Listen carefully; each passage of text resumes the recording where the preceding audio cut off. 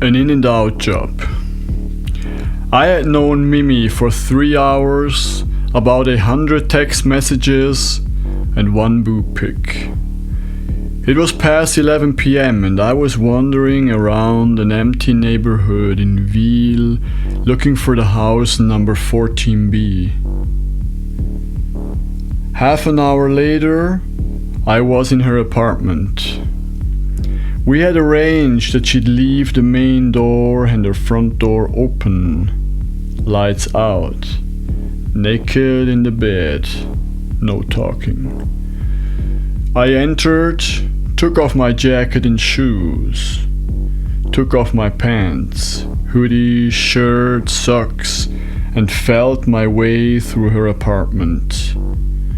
I turned around in the kitchen and walked in the opposite direction. I ended up in the office. "I am here," a voice squeaked from the room next door. "No talking," I shouted back. "I am taking a tour of your apartment." "Okay," the voice squeaked back from the other room. I looked at my pile of clothes, then turned towards the half-open door and entered the bedroom. Mimi lay under the blanket.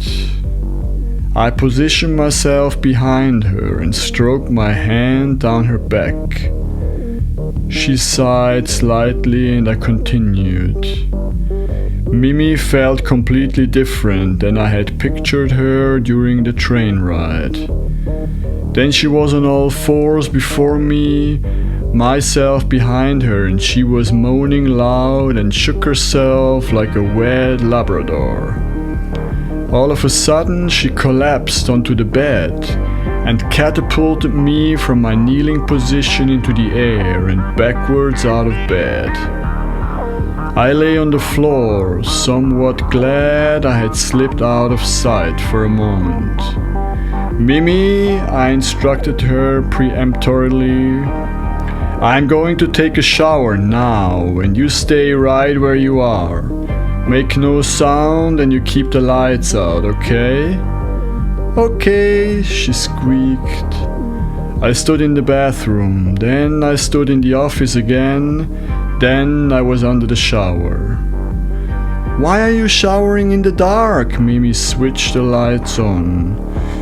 "I like darkness," I replied. "Turn out the lights."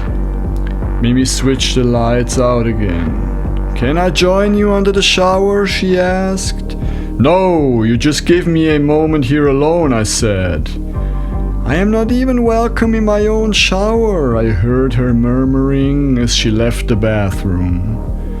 After a while I heard her say, "You know, you could stay the night and tomorrow morning I could fix us a small breakfast." I knew that it was time to go.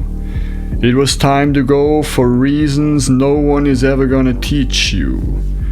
Within the next 3 minutes I got out of the shower, got dressed, walked into the office, walked into the kitchen and then out of the apartment. I jumped onto my skateboard, pushed down the street, took the next street up and then a left turn that took me to the train station. One of the reasons I always carry a skateboard around with me.